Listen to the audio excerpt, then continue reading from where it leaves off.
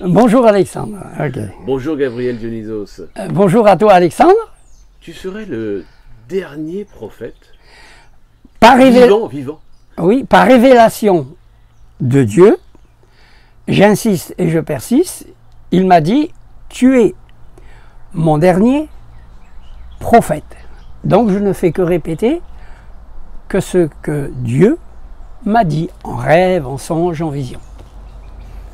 Alors, ton identité, Gabriel Dionysos, quelles sont tes origines déjà? Alors, je suis d'origine un petit peu juif, grec. Mes parents ont beaucoup voyagé, j'ai été en Algérie. Et par la suite en Europe, en France, où après mes parents se sont installés après la guerre d'Algérie. Alors, tu m'as fait une confidence déjà, c'est d'être né à l'état civil fille. Alors, c'était pendant la guerre, il y avait les bombardements. Certainement, le gars, il était affolé, je ne sais pas qu'est-ce qui s'est passé. Sur mon registre, à Nantes, je peux vous le montrer quand tu veux, il y a écrit Gabriel avec 2 L-E, sexe féminin. J'ai eu quelques ennuis, mais heureusement, je suis tombé avec des personnes que je leur ai expliqué l'erreur. Ils m'ont tous dit, bah, allez au tribunal, faites le nécessaire. Oh, je dis, laisse tomber, c'est pas grave. Voilà. Alors raconte-nous maintenant tes croyances, tes prophéties justement. Alors, en parlant de mes croyances, tout petit, j'ai eu, comment dire ça, mon esprit attiré par le fait que quand j'avais 10-12 ans, je disais à des copains, on va jouer au ballon demain. Certains copains me disaient, ah mais je vais à la messe. Bon ben ok, d'accord. Et puis quand j'allais en voir d'autres, ils me disaient, ah mais je peux pas, je vais au sabbat. Et alors tout petit, mon esprit a été interpellé par, mais qu'est-ce que c'est que cette salade? Il y en a un qui me dit le dimanche, l'autre il me dit le samedi, et je suis resté toujours dans quel est le jour de repos, quel est ce Dieu qui se manifeste tantôt par ici, tantôt... Ça m'a interpellé. Voilà, tout petit, j'ai toujours été interpellé par ça, samedi ou dimanche. Tu m'as aussi raconté une rencontre avec Dieu qui s'est passée ici, en Nouvelle-Calédonie. Alors, avant de te parler de cette rencontre, il serait plus judicieux de te parler avant ma naissance. Avant ma naissance, c'est-à-dire qu'un jour, un mois avant que ma mère elle accouche, ma mère a fait un magnifique rêve, songe, vision, elle ne peut pas l'expliquer. Mais tout ce que c'est qu'elle a vu l'ange Gabriel qui est venu lui rendre visite et lui a dit à ma mère, fais bien attention à cet enfant parce que quand il sera grand, il aura un travail spécifique à faire pour Dieu. Ma mère, comme toutes les femmes curieuses, lui a dit, mais c'est quoi ce travail? Et l'ange lui a dit très gentiment, ne te fais pas de soucis, que ton fils, en temps voulu, Dieu se révélera et il aura à faire un travail. D'où que j'ai toujours grandi à l'âge où je commençais à comprendre, et même jusqu'à 20 ans, ma mère me disait toujours, attention mon fils un jour, Dieu, attention, mais attention quoi maman? Je sais pas, mais attention, attention. Et j'ai grandi dans cette optique.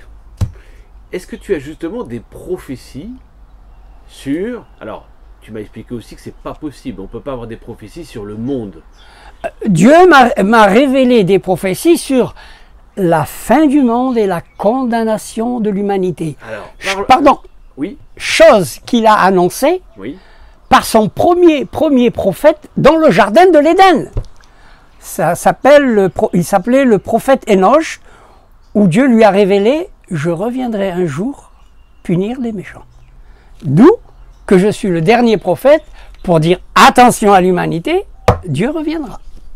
Parlons de l'actualité. Parlons de cette crise Covid. Oui. Est-ce que tu as un regard là-dessus? Alors, en tant que dernier prophète. Oui, j'ai un regard, il est tout à fait neutre, parce qu'il n'a rien à voir avec, je dirais, la prophétie. Le Covid-19, c'est quelque chose, je dirais, de traditionnel. Les hommes sont plongés dans l'obscurité, dans une désobéissance constante, d'où qu'ils ont, je dirais, des maux de tête. Donc c'est quelque chose qui n'a rien à voir avec la prophétie. Par contre, j'insiste et je persiste, en 2037, là le Covid-19, ce sera rien du tout.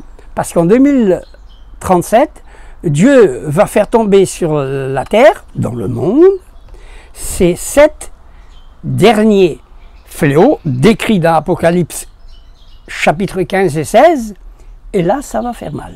Ces fléaux vont tomber sur la terre par cycle de 51 jours chacun. Et là ça va faire mal. Là je peux vous en parler de ça, mais du Covid-19 c'est les choses du monde, Donc traditionnelles. 2037, oui. la fin est annoncée. Alors, 2037, c'est pas le retour de Dieu, il y a une différence, c'est les 7 fléaux de Dieu qui tombent sur la terre de la part du Créateur des cieux et de la terre, et Dieu reviendra après l'année 2037. Mais toute l'année, c'est une année qui est, je dirais, consacrée à Dieu pour punir l'humanité. Il reviendra après 2037. On peut parler un petit peu du pays aussi. Si tu veux, vas-y. Quel regard portes-tu sur le 3e éventuel référendum? Je dirais, au regard de Dieu et au regard de l'avant-dernier prophète, qui a dit que dans les temps de la fin, la plupart des pays auront leur indépendance. Je ne peux pas parler de ce que Dieu ne m'a pas révélé, sinon je serais un prophète menteur. Donc je ne peux parler et répondre que ce que Dieu m'a révélé. Donc voilà la déclaration du dernier prophète qui a dit que dans les temps de la fin, tous les pays en général auront leur indépendance. Donc on peut présumer fortement que la Calédonie un jour sera indépendante, pourvu que ceux qui l'ont soient intelligents. C'est tout ce que j'ai à dire. Pour revenir un petit peu sur ton parcours, si je dis que tu as fait des films de cinéma, est-ce que c'est vrai? Oui, c'est vrai. Alors, je suis obligé d'expliquer. J'ai une passion, c'est les chevaux. De tout petit, ça remonte de famille. Et je suis parti en Camargue, au Sainte-Marie-de-la-Mer. J'ai acheté un cheval et j'ai traversé 4 fois la France de long en large, à cheval. Le premier cheval s'appelait Isabelle et le deuxième il s'appelait Tarzan. J'en ai quelques photos d'ailleurs, si personne doute de ça, j'ai les photos. Et c'est comme ça que j'ai fait 4 voyages, de la Camargue à Nice. De Nice, les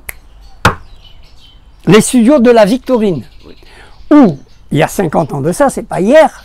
Attends, j'ai tourné des films comme figurant. Très bien. Avec mon cheval, j'étais payé, rémunéré et tout. Et je dis ça parce que ça me fait plaisir de le dire. J'avais un cheval, il était extrêmement rapide. J'ouvre une petite parenthèse pour le plaisir du cheval. Hein. Quand je suis arrivé à la Victorine, il y avait plusieurs chevaux, j'étais pas le seul. Des chevaux qui appartenaient, je dirais, au studio. Et on a dit, tiens, voilà le cheval le plus rapide. C'est le mien le plus rapide. Et on a fait une course. Et ben c'est le mien qui a gagné. Et ben je te dis que les autres, c'est le mien qui a gagné à plate couture. Hein. C'est pour ça que je l'ai appelé Tarzan d'ailleurs. Voilà, c'est pour remercier ces pauvres chevaux qui pendant les guerres se sont fait tuer pour nous les hommes. Et c'est vrai.